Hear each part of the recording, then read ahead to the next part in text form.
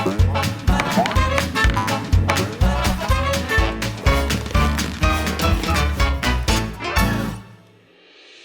I'm Terrence. Welcome back. I'm a middle school pastor. Did you just groan? Come on now, don't do that. That's what I usually get when I tell people what I do. And I get it. Middle school was rough for most of us. Why? Words.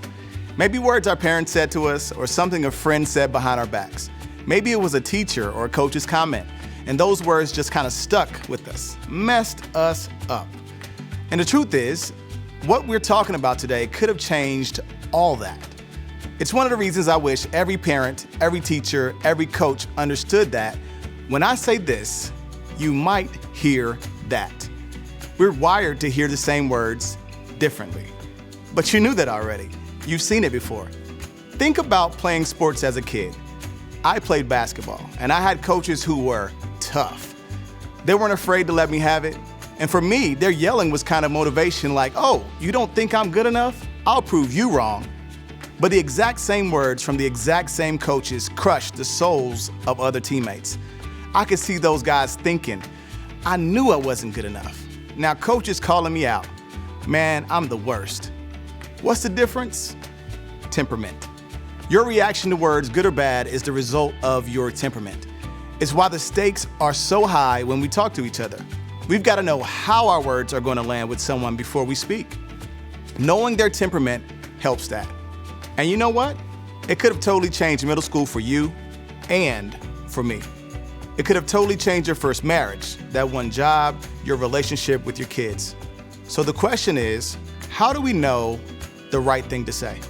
The next part of Ephesians 4:29 gives us a clue. It tells us to say only what is helpful for building others up according to their needs. And if we're honest, that's not usually why we say what we say. Usually, I talk because I need you to know something. Paul, who wrote this verse, is flipping the script. He says, I should talk because you need something. Here's what he's pointing to. We're each wired to need certain words. Based on your temperament, you have 4 innate needs, things you've got to get to be your best self. An easy way for me to think about this is like food. I'm a guy. Food makes sense to me. At least 3 times a day, I've got to eat. God made me to need food. And when I haven't eaten in a while, I get a little hungry. Actually, a little hangry. I start craving things. Well, the same thing happens with words. I'm wired to need certain words. When I haven't heard them lately, I start craving them. And so do you.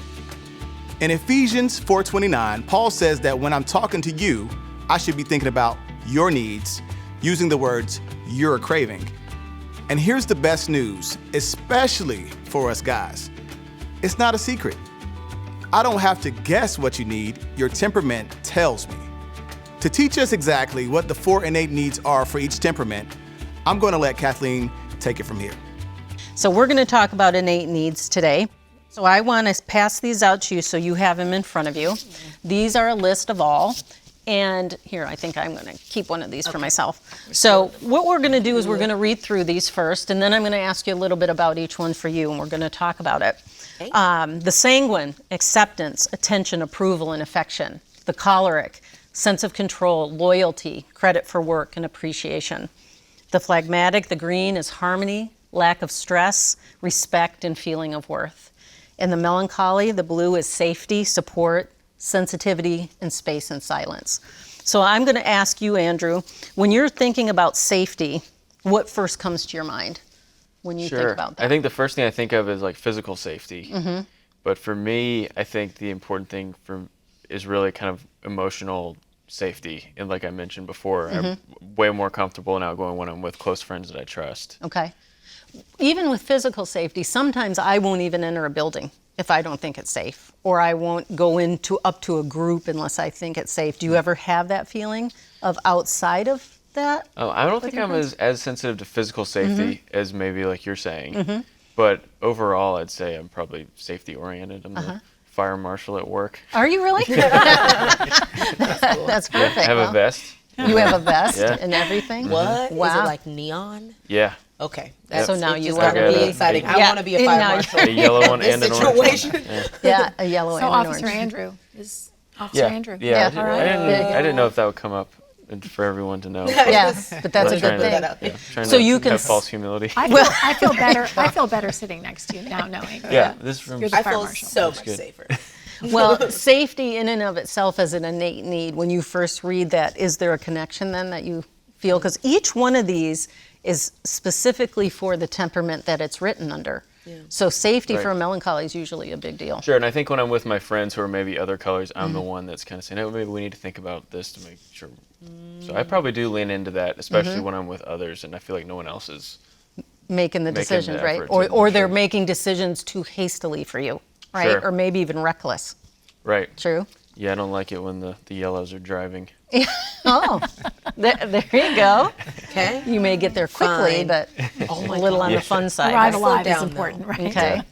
Slow down. No, when I was little, my mom would be driving, and I would have to go to the bathroom, and I would say, Well- "Go as fast as the law allows." I love that. As the law As the law allows. As the allows. law allows. Because melancholies Yeah, I are wanna stay very safe. black and white, right? And we're And safe. not get in trouble. Exactly. The next one on there is support. And as you read through there, sometimes you connect much more quickly with one than the other. So in this order, I'm just saying safety, support, sensitivity, space, and silence. Does one jump out at you more than another? The space and silence. Really? Yeah, that's definitely where I feel like I get my energy and where I can work the most efficiently is when I'm by myself in space and I need time to think about things. And So that makes sense. silence. Quiet. Yeah, love it. Like, I'm overwhelmed. yeah, thinking about sanguines it. don't really What are you talking about right now? go for that kind of silence, right? No. Tell me though,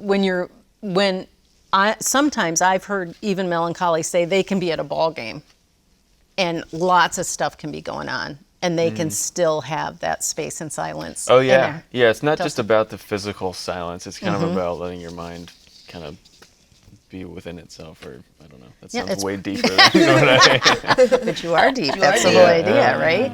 Yeah. Right? No, one of the things that definitely came to mind for space and silence. I have roommates, and Okay. one of my best friends who I lived with is definitely a yellow. And he was always, we'd get home from work, and I'd be in my room, kind of unwinding, and he'd come in and just be like, "So what do you want? What do you want to do?" And I'd just be like, "I'm doing it. I'm already I'm here. What are you trying to do?" What are you trying to do? And he would, even if I was like sitting on my bed watching a movie or something, he would come in and he would just sit on the floor Stop. Yeah. and just be like, "We got to talk for a while." Yeah. I'm just like, "Okay." Okay. Yeah. So that. interrupted, Yeah. came in your space, and then that. So what do you think about that when you're thinking about space I and think you need silence? to be a little bit more sensitive. No, I'm just like- I do it all the time. Yeah. It's so funny now that we're like processing through this. I think about my poor husband in the morning, and he's just like, "I need 20 minutes, please," and I'm just like, "Babe, God woke us up this morning. Aren't you so excited? Look at us, we're alive."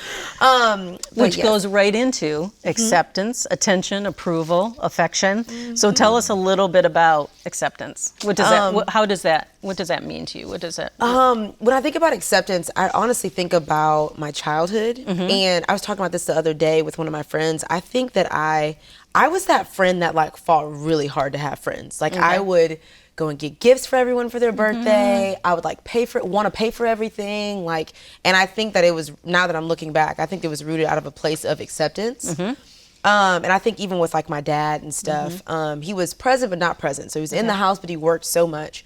And so I think I always had this validation thing, and I pinged back and forth between like validation from people and then validation from like intimate relationships versus like validation from accolades and people cheering me on. And this is why I love going through the innate needs. Because what I think we're going to find is what Tony's really talking about right now is approval and acceptance.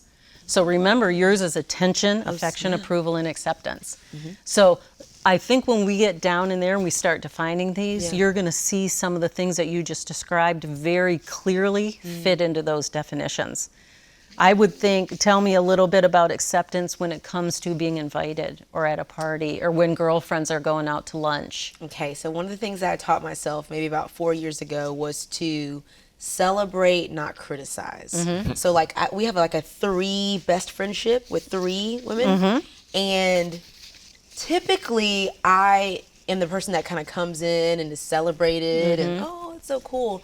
And so in this 3 best friendship, I actually came into a friendship that was already formed. Okay. And so after a while, they would do things together, and I'd be like, why didn't you all text me? Yeah, are But they I gonna don't want to invite say me? it, right? Yeah. And so I had to really start like processing. Let me celebrate their friendship Yeah. versus being critical. And that's a great step into your strengths. It was hard. It was hard.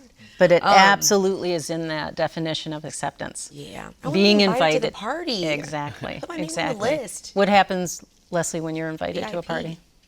She's like, what? I'm probably looking at my calendar to figure out how I can credibly say no. Yeah. Well, I don't want to lie. Okay. No. I don't want to say I don't want to go. no. So I'm going to look for a good reason to say no. There you go. That's good. There you go. More like I want to be invited to the party. Well, I know you do. Yeah. Text me. And one of the innate needs that the sanguine really struggles with too is attention, because there's a difference. Not every sanguine wants to be center stage. For sure. What does that mean to you? It's true. What's interesting is that my career is just stage and camera and voiceover work and stuff like that. But I truly get filled up when someone's like sitting with me face to face with their phone down, looking me in my eye, nodding at the things I say and interacting with the things I say, asking me questions, all those Showing different interest things. in your story. Yeah, like leaning into Yeah, it. and eye contact. What? What? Like I know, that? like See, that, I like already that. learned that. See how I So, can yeah. love you better right there, right? But it really is focused eye contact. Oh yeah. Right? It's like all me. Like, Yeah. oh God, this sounds so So bad that- when you say it. Yeah, but you know what? That's what some of the sanguines definitely struggle with. Is some of the things that are your innate needs. Society says no. Not attention, not approval. We do not seek those things. But you are wired for those Right. things. So they need to get it together. But all really, this is it's about you being that in your strengths, right? Tell me about that. And what I hear most from sanguines about approval is, take me as I am. Ask me not to change. I'm loud. I'm sparkly, right? We're I wiggle, radiant. right? We're radiant. Yeah. So, and to not ask for that, to be different. Does that sound like no, something? absolutely, for sure. So, Leslie, tell me a little bit as you read through loyalty, sense of control, appreciation, and credit for work. Which one of those jump right out? Do you connect with all 4 of them immediately? I feel like the killjoy here, because when we were doing the weaknesses, I was a little blank too. I don't see myself as a very controlling person. I don't see myself being driven by these things. So Okay. you telling me that these are my needs? Well, tell me a little bit about. Let's talk about that. Yes, let's talk about that, because remember, one of your desires or motivators is control, but that is very different than a sense of control. Okay. Okay? There's people who really abuse it and want to be in charge. Right. They are Right. power driven. Right. Then there's the cholerics in their healthy strengths that understand that a sense of control, all the cogs working together, everybody doing their part, Yeah, so that that's- you don't have to step in. Yeah, that's definitely me. Yeah. I'm definitely thinking ahead and trying to figure out how things could go best Okay? and what part I can play. And I leave space for other people to play their part. I'm not definitely trying to own everybody's piece of it. Right. But I'm also willing to step in and do someone else's piece if I need to. Yeah. And when do you feel like you need to? When they can't. When they won't, not so much. Keep going. Yeah. Yeah. When they won't, not so much. Yeah. I'll stand But- my ground. Well, even with work, though, talk a little bit about a sense of control with work. At work,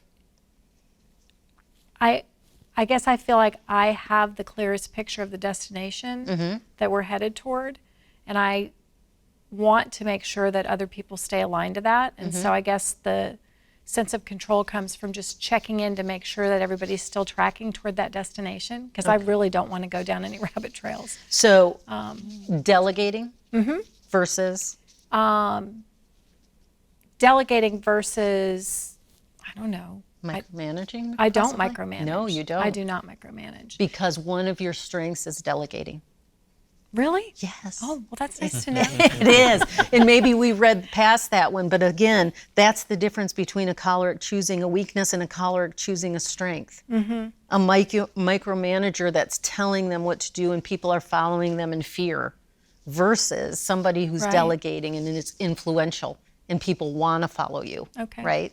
Let's go into that. Coworkers and loyalty. Tell me about that.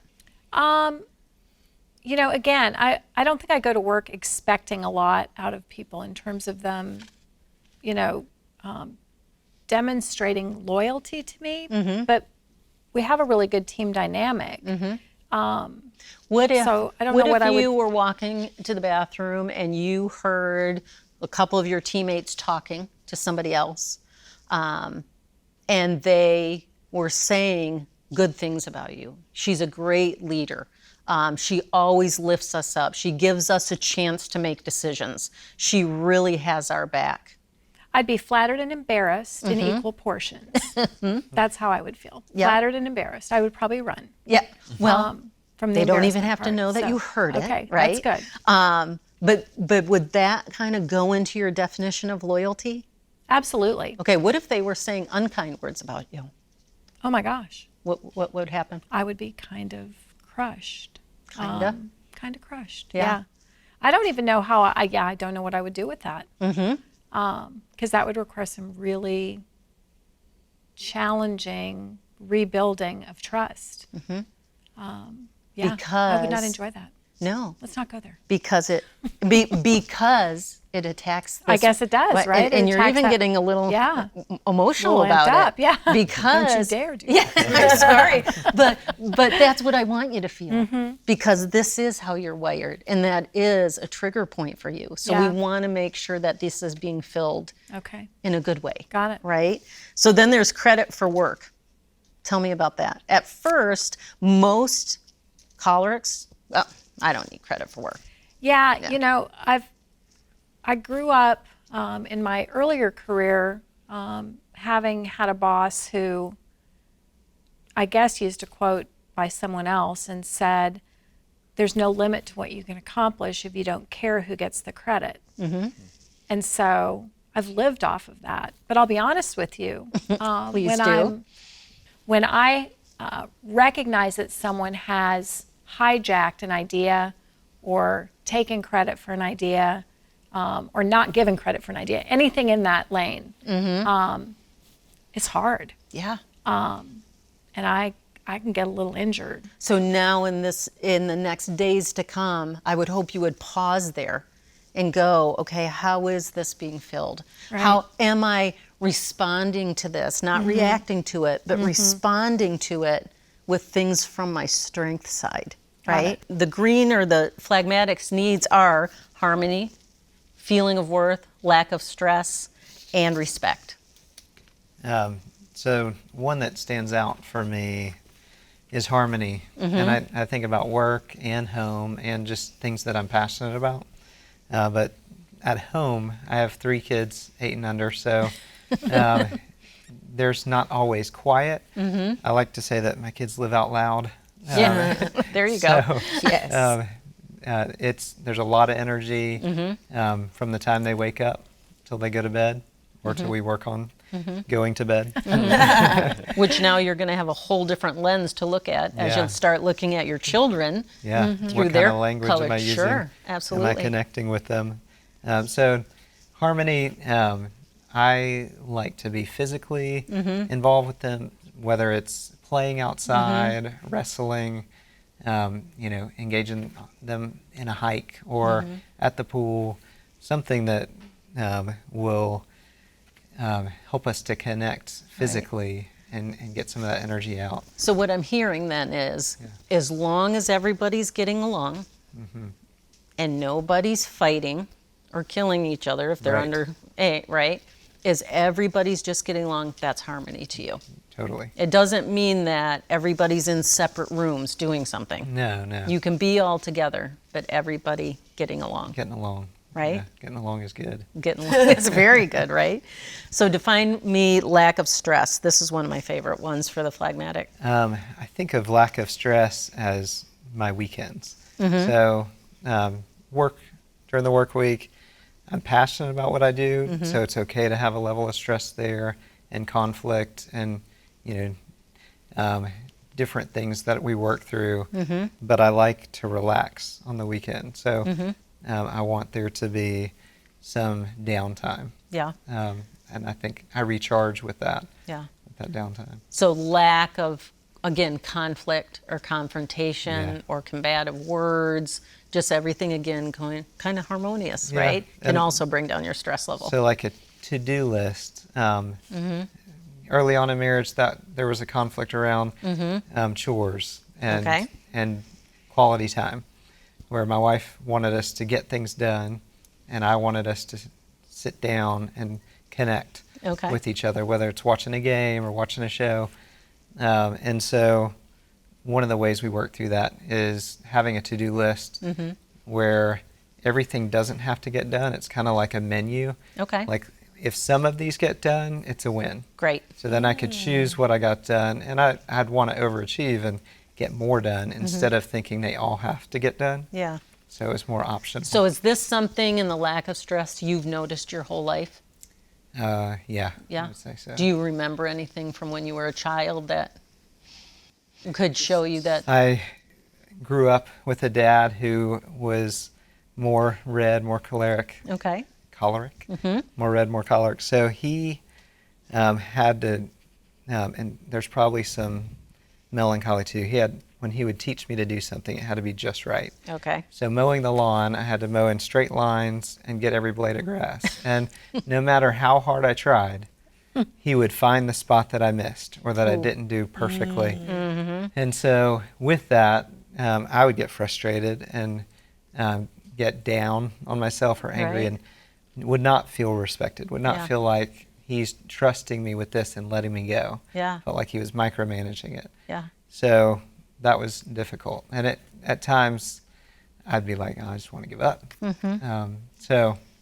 But you didn't. But that feeling of worth, that's Yeah. kind of where I would definitely put that. Yeah. It shows that, you wanted to feel valued. Yeah. So when I he wanted gave you to that perform instruction, right? to like get it right, and then I'd be let down. So Yeah. one time in particular, I remember going into our garage after, and I was about to go up the stairs, and he had gotten on to me for something. I don't know if it was mowing the lawn or something else, but he had gotten on to me, and I started to tear up and cry. And as I did, like he had been going at me pretty hard with his words, and as I did, he backed off, and he said these words that I will always remember, just that he didn't want to break my spirit, that God had given me a gentle heart and a gentle spirit, and he didn't want to break that in me.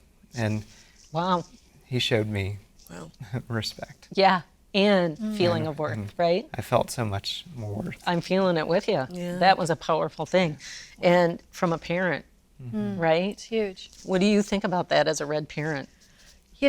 Actually what you were just talking about, because I think I was answering mainly in my work side brain, but as you were telling that story about your dad micromanaging the mowing of the lawn, I'm like, wow, if my kids ever listen to this, they're going to be like, liar, liar, pants on fire. Because when it comes to things around the house, I can micromanage pretty intensely because I can get it done faster, better, and I hugely value a super tidy space.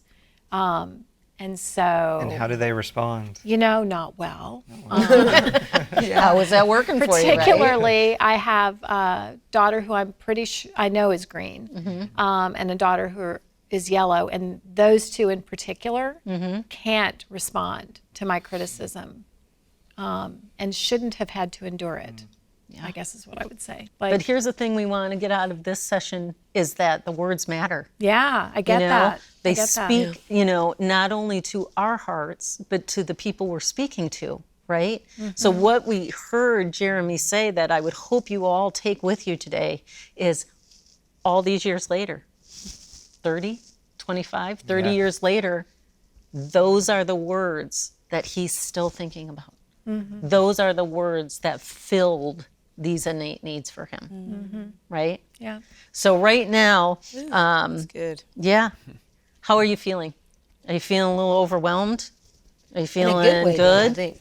Are you feeling skeptical? What do you think? No, encouraged, but also like, wow, Aware, you know, like, thank goodness there's still time Yes, to work on my words. Yeah. yes. And it's a journey, but there's still time. Learning the innate needs can be a little overwhelming. It can make you rethink some things you've said. It can also make you rethink some things that were said to you or about you. I know some yellows who need attention, who've been told their whole life to calm down, sit down, quiet down. Some blues who've been called rude for needing space and silence. And some greens who've been labeled lazy when they were just trying to stay away from the stress. Based on my experience, and maybe yours too, culture kind of shames some of these needs, right? Good husbands, good parents, good leaders shouldn't want this stuff. I'm choleric, red, so I crave credit for work. It feels great when my wife notices what I do around the house or for our daughter. But needing that credit feels kind of selfish, you know? Good dads are just expected to make sacrifices. Learning the innate needs hopefully gives you freedom. You were designed by God with these cravings built right in. You don't have to feel bad about them. Some of us have been walking around feeling guilty for wanting this stuff. And because most likely your parents, siblings, spouse, coworkers, almost everyone else in your life has a different temperament than you, you can convince yourself that something's wrong with you or that something's wrong with them. God wired you with these needs and gave you healthy ways, including loved ones, to fill them. So, a few years ago, I was unemployed, not totally sure what was next for me. And I started feeling called to grad school, to seminary. And that was going to be complicated for my family, but my wife said to me, I trust you. I have no trouble following you because I've seen how you follow God. Man, let me tell you, that put wind in my sails. I'm built to need loyalty, and that was loyalty. Now, I'm lucky my wife knew which words to say. Imagine if instead of loyalty, she had given me space and silence. That would have hurt a whole lot. Because she got it right, I still remember what she said 5 years later. Understanding this piece of the temperaments framework is huge. It'll help you know yourself so much better. And eventually, with practice, it'll make your communication with others so much better, so much more effective, so much kinder.